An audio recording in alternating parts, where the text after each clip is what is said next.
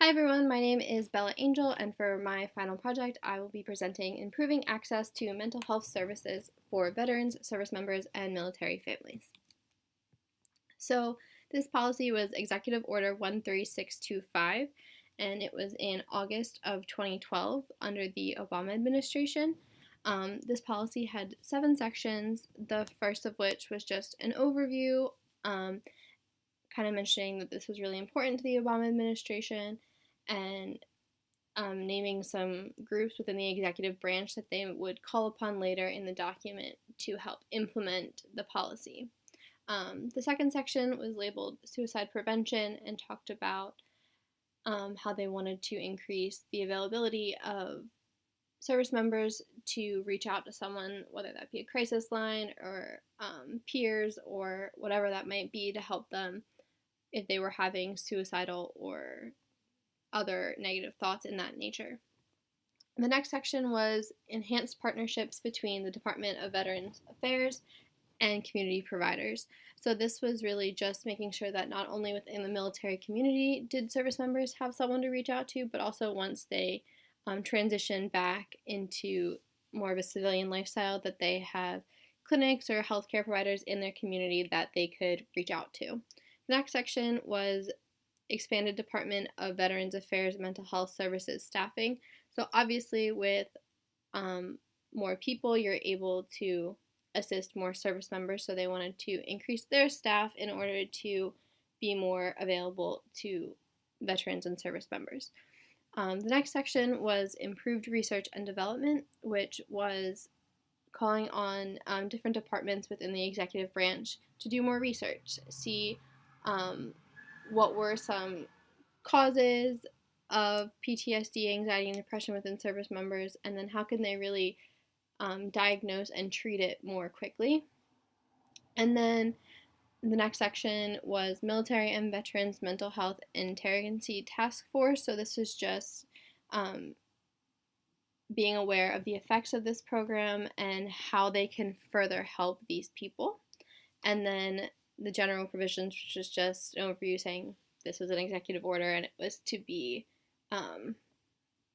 implemented quickly and to the best of the branch's ability. So why this case? This case really spoke to me because I think I, like many people, have a lot of friends who are in the military or in military families, and when I first read about this case, it sounded interesting because it was an executive order, and I thought that might be a little different than some of the other cases. And then as I did more research, I think I was a little jarred, and I found this infographic, and it was, so 20 veterans die by suicide every day, and that's an insane number, I feel like. Obviously, I feel like no one should die by suicide because it's really awful and lonely, and it's something that we should be able to help with. They should be able to reach out and access someone who can make them feel better or at least talk about their problems. So I thought this was a really interesting case. So, significant policy suppliers and demanders in the policy marketplace. As we talked about in our class discussions, suppliers and demanders are the drivers of growth in the policy marketplace. So demanders are the people and organizations asking for change. So as we learned, individuals often don't really have much of an effect because they require lots of time and money that the individual normally doesn't have. Organizations are often a little bit more effective because they have more resources and it's also a higher stakes. So often these are health systems, health plans, and technology suppliers. So they're more involved because rather than just concerning like their personal effects, it's of the organization, usually a lot higher price or whatever the topic may be. And then as we learned, the most effective demanders in the policy marketplace are interest groups because they have the combined resources of multiple members, which could be either multiple individuals or multiple organizations working together to reach the same end goal. And then obviously there are the suppliers, which are those people addressing the demands of the demanders, so like legislators, executives, and the judiciary. So in this case, the demanders would include groups like Veterans and Military Families for Progress, Military Officers Association of America, VoteVets.org. These are just some examples, but like the title of the act says, it's veteran service members and their families. So these are all the people who are either active or reserve, anyone who has been affected by being a part of a service organization and is affected with mental health issue. And then the suppliers in this case would be the executive. So President Obama was obviously the one who wrote the executive order, but he specifically called out a few departments in the act. So the Department of Veterans Affairs, the Department of Health and Human Services, and the Department of Defense were the three main groups that he called upon in this act to make a change. So as we discussed in our class, the policy making process is a three-step process with many sub-steps, if you will.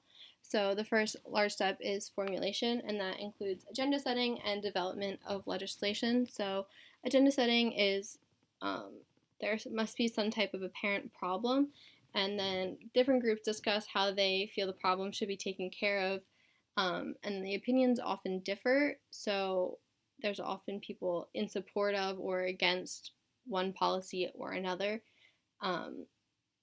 And so they work to develop legislation. So they develop legislation that would hopefully support multiple groups, and they write specific policy in a bill. And then the bill goes through the legislative process, which includes the approval of the bill and any amendments by both the House and the Senate. And if the two chambers can't come to an agreement, then they go to a conference committee until both agree on the bill. And it's not until both agree on the bill that it then goes to the president, where it can either be approved or vetoed. And if the other two branches disagree, then a veto can be overruled with a 2/3 vote. So after all of that, if it makes it through and it's not vetoed, in the end it becomes a law. So once it has become a law, it passes on to the implementation phase. So the implementation phase has 4 sub-phases, the first of which is designing, which is when you plan and organize how the groups are going to take steps to implement the now approved law. So different groups within the executive branch will be in charge usually of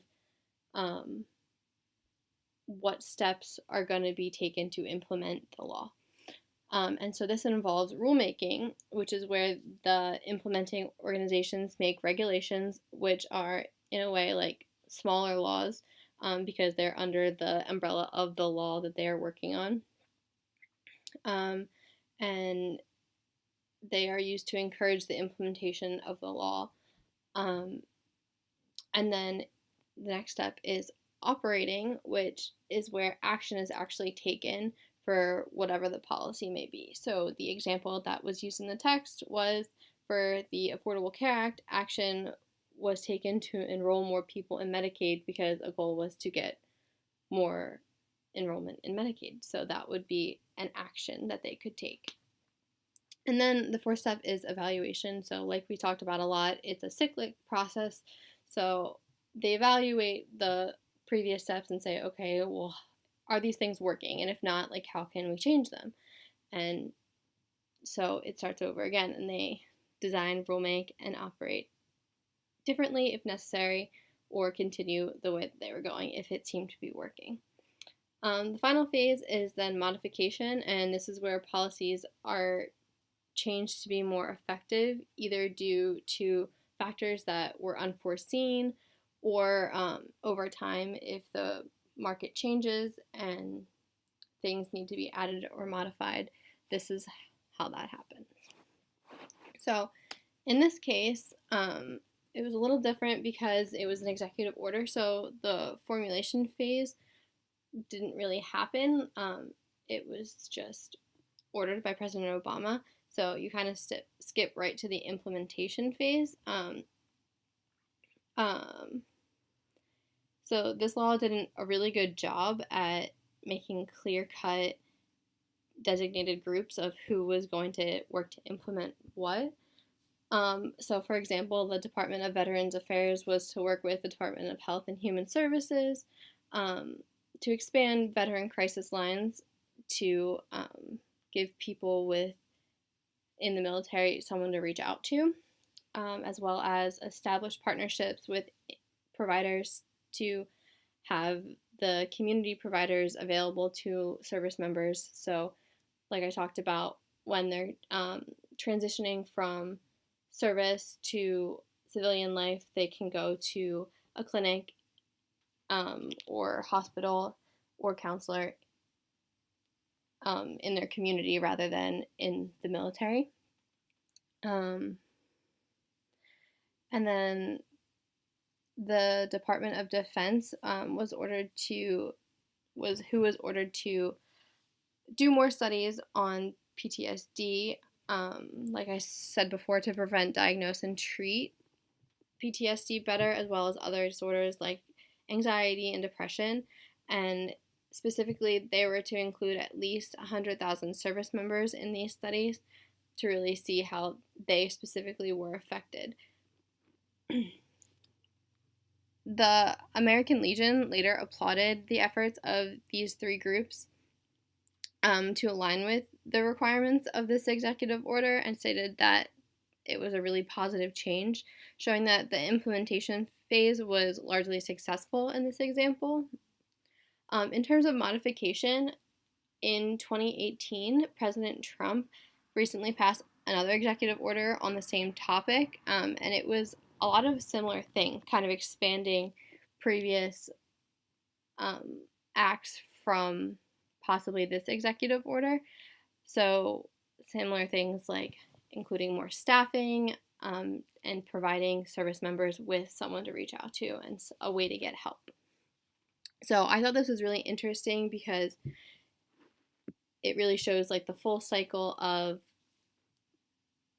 the implementation and modification phase. Though it's not a great example of formulation, you really see people being assigned duties to implement and the implementation working, and then as time goes on, things change and it is now modified.